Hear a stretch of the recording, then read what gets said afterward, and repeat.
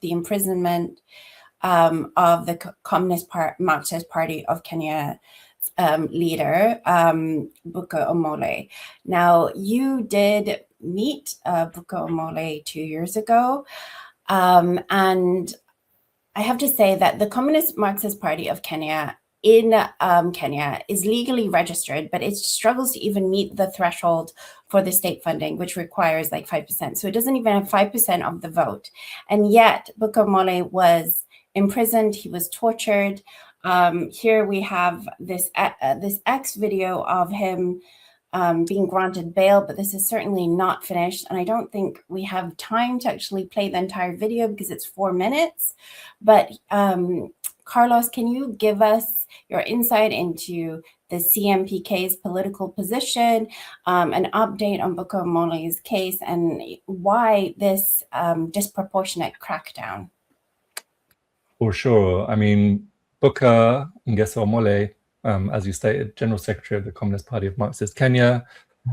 I've known him for quite a long time. My co-editor on Friends of Socialist China, Keith Bennett, who you've had on the show, met him, I think it was at the World Socialism Forum in Beijing back in 2023. He came to London in 2024, like literally 2 years ago. He got in touch with us. We did a very lovely, packed, spirited public meeting at Marx Memorial Library about China-Africa relations. Buka spoke alongside other people that I think you've had on the show, including Roger McKenzie from the Morning Star, Fiona Sim from Black Liberation Alliance, Alex Gordon, who was then RMT president and is now General Secretary of the Communist Party of Britain, and Radhika Desai. So yeah, you know, the CPKM is like, it's a small party, but it's a growing party. It's rapidly gaining traction amongst working class and especially youth forces in Kenya. It's a highly principled, highly energetic, highly creative Marxist-Leninist organization with great communication skills. I mean, if you look on YouTube at some of the Kenyan communist rappers, so it's amazing. It's absolutely an absolute joy to watch. Buka himself is a very charismatic, very inspiring leader, and I think what they're managing to do is to consolidate a grassroots movement in Kenya against what is essentially a puppet regime of the US and of Britain.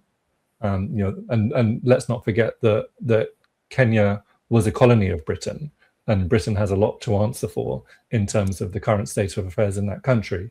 So you're talking about a movement for sovereignty, a movement for national dignity, for social justice, for workers' rights, for an end to imperialist exploitation, and for alignment with the global South, right? For solidarity with China, for solidarity with Palestine, for solidarity with Iran. Actually, one of Buka's last speeches before he was incarcerated, before he was essentially kidnapped, was specifically standing in solidarity with Iran. And therefore, this puppet regime in power in Nairobi is responding with extreme repression, illegal detention, torture, trumped up charges, and denial of the most basic human rights. But as the Guinean leader Sekou Touré once said, if the enemy is not attacking you, you're not doing anything. So what we're seeing is a manifestation of the Communist Party of Kenya Marxist doing something, and doing something that is very alarming, very scary, very worrying to the puppet regime and to its backers in London, to its backers in Washington. So also we start to see the limits of so-called capitalist democracy, right? It's only democratic when it's not scared. So it's great that you brought it up on the show, and it's essential that we spread knowledge about what's happening to Buka. He's been a political prisoner, a prisoner of conscience, and we need to have a global campaign in his support.